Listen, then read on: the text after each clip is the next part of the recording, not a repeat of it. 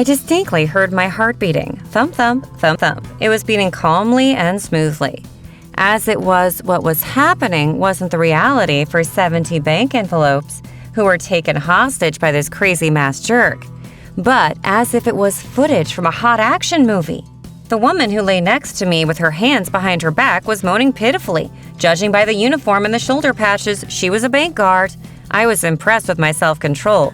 Were my nerves, the nerves of a 15-year-old girl, really stronger than those of an adult who had undergone special training?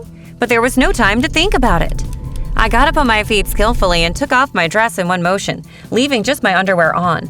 At the sight of my graceful curves and slim figure, the gunman's jaw dropped, and the hands in which he held the gun trembled.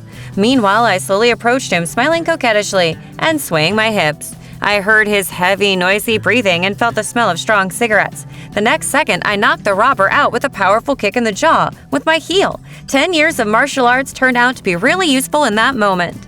But the gunman automatically pulled the trigger while falling to the ground, and the light went out in my eyes. Hi guys, I'm Alexandria and I live in Detroit, the criminal capital of America.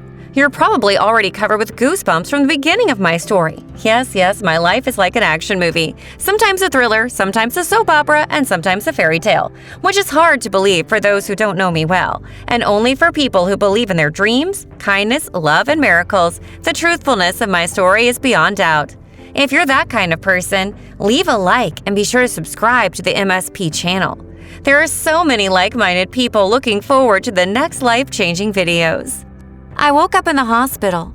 I really wanted some water, but even more, I wanted to use all the dirty words I knew. However, being raised by my mom, whose roots went deep into the dense jungle of the English aristocracy, didn't allow me to do this.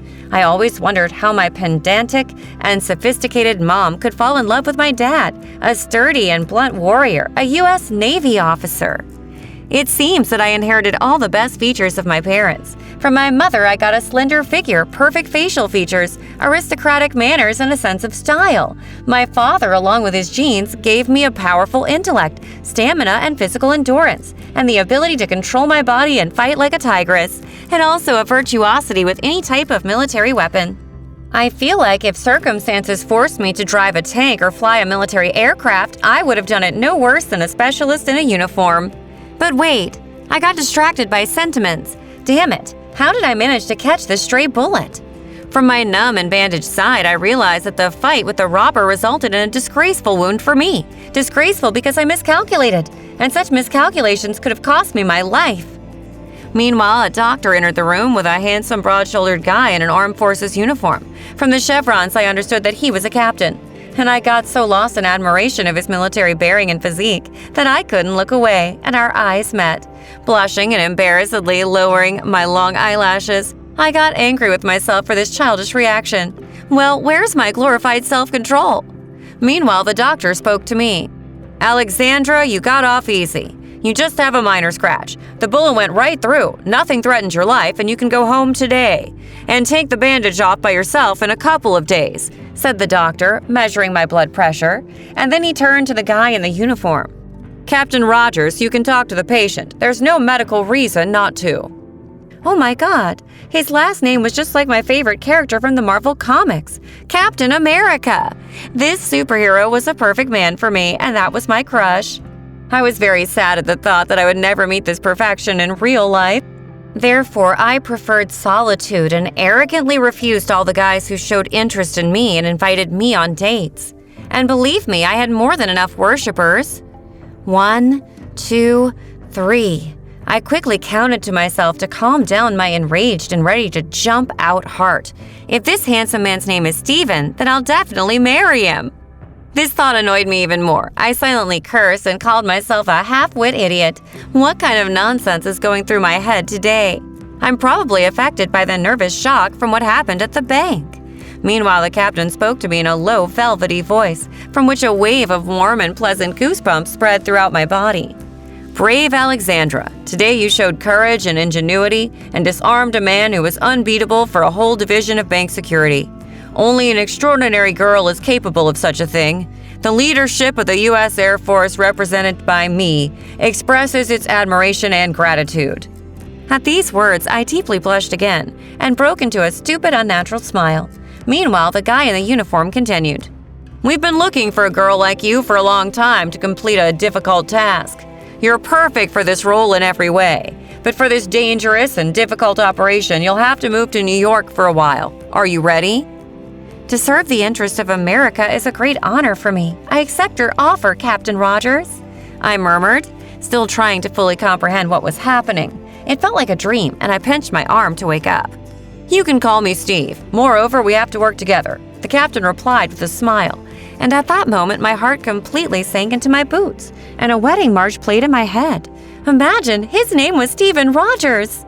I pinched myself as hard as I could, gathered all my self-control, and smiled back sweetly and naturally this time. Before he left, Captain America, that's what I began to call him in my head, brought me up to date. It was about the weapons traffic. My help was needed to expose a criminal boss, a billionaire, who hid behind the mask of a respectable businessman and carefully paid his taxes. His name was Mr. Damon. You must admit, the last name says something. Big players and potential buyers from different countries were involved in this case. The stakes were so high that everything could end with an international scandal and a military conflict. That's why the operation was carried out not by the FBI, but by the U.S. War Department. There wasn't enough evidence to bring the criminal out in the open, unfortunately. The plan was for me to join the criminal's bodyguards and get on his good side, which according to Steve wouldn't be a problem. The dealer liked young, pretty girls. Moreover, they came up with a convincing legend for me to give a fake ID with the name Alexandra Del Sardo. And this was a high-profile last name, known in the criminal circles of the Italian mafia. The flight to New York was scheduled in a week. Upon learning of what was ahead of me, my mom theatrically rolled her eyes and fainted, and Dad, paying no attention to her, shook my hand and said, "My daughter, I'm so happy that you followed in my footsteps." In response, I saluted him and went to pack my bag. As a disguise, I had to dye my hair. There were good reasons for that.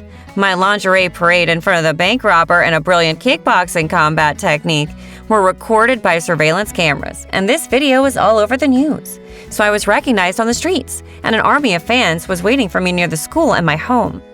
Wow, how did all these people get my address? New York welcomed me with rainy weather. I flew there together with Steve. In his secret operation, he was my partner. With my new hairstyle, I felt like a different person and freely walked the streets without attracting any attention. And that's what I was going for. The preparation took several days, and in the evening, Steve and I stayed in a double hotel room, chatting about life and discussing the details of our upcoming work. I was disappointed that the captain showed no interest in me as a girl. Instead, he was taking care of me like an older brother. Probably his heart was already taken and he had a fiancée. Meanwhile, I was falling in love with him more and more. But I kept my self-control and played it cool, thanks to my father's upbringing. As expected, it wasn't difficult for me to get a job as the criminal's bodyguard. During the interview, I disarmed and knocked down 3 of Mr. Damon's guards with ease and artfulness, which he was wildly delighted with. He clapped his claw-like hands, flashed his small angry red eyes, and twisted his mouth into an unpleasant crocodile smile that would have given a psychologically unprepared person a heart attack. Mr. Damon told his secretary to prepare a dossier on me and check if everything was clean, and everyone else had to leave us alone. And then he told me, "Beautiful Alexandra, welcome to our ranks. For now, you don't realize how lucky you are. You were in the right place at the right time, next to the right person who'll provide you with a mind-blowing future. Diamonds, real estate, branded clothes, whatever you want. I know that girls buy into that, and you're no exception." He grinned and continued, "Come closer and sit next to me, right here. Let me take a good look at you. Oh, what a beauty you are to die for," the criminal added in a nasty, screamy voice and put his clawed paw on my knee. I was enveloped in the stenchy smell of Mr. Damon's mouth, as if it was rotting from the inside, and his crooked yellow teeth were disgusting. Yuck, what a horrible stank. It's like he ate a dead rat, I thought, grimacing involuntarily. All these thoughts went through my head in 1 second, and the next moment I slapped Mr. Damon across the face. Oh, this temper of mine. It seems like I ruined the operation, and the criminal will throw me out now. But instead, contrary to my expectations, Mr. Damon laughed out loud and said, "Ha, I like you even more, little girl. Did you seriously think that I was going to hit on you? Well, no. Although you're pretty, you're still under 18, and I try to abide by the law, at least in the little things. But when you grow up a little, ha ha ha." He burst into unpleasant laughter, looking at my slim body like a predator, and then he continued, "And now let's talk business. I want you to be my son's bodyguard. He's about your age. I've been feeling some kind of anxiety lately, and I need a reliable person next to him. He'll start right now. Moreover, you're his type. He likes to bite down on stubborn girls, so he'll have some fun." Mr. Damon laughed again with his nasty laugh. His son turned out to be a pimply and nasty teenager who inherited his clawed paws and small ominous face features from his father. He was constantly groping me and trying to pin me against a wall. I was taking his hands off and trying to stay away. But I didn't use combat techniques against him. I decided to be patient in order not to fail the task. On my first day on the job, I discreetly placed cameras around the house. They were so small that the human eye couldn't see them. Before starting this operation, Steve gave me a pocket metal detector, which all special agents have. With its help, I easily found a large enough amount of metal in the basement. There was a multi-level protection system, but it didn't scare me at all. At night, I made my way to a heavy armored door, and in a matter of seconds, I broke all the codes, key numbers, and locks and freely entered the forbidden territory. What I saw shocked me. Huge racks with warheads, machine guns, and other deadly weapons. There were so many that it was unbelievable, and this was almost in the center of New York. I took a photo with a lightning speed and sent the evidence to the captain. At the same moment, I heard the sound of an armored door slamming and saw Mr. Damon's face flashing in the doorway, beaming with fierce hatred. The room plunged into pitch darkness, and my phone treacherously stopped, picking up a signal. A few minutes passed, and I heard voices saying, "Hands behind your back! Put the gun on the floor!" Shots rang out and made my heart sink, and after some time I heard knocks on the door and then the sound of a disc saw. Light shone through the opening. The door, left without important fixation, leaned to one side and collapsed, and in the opening I saw Steve's athletic silhouette.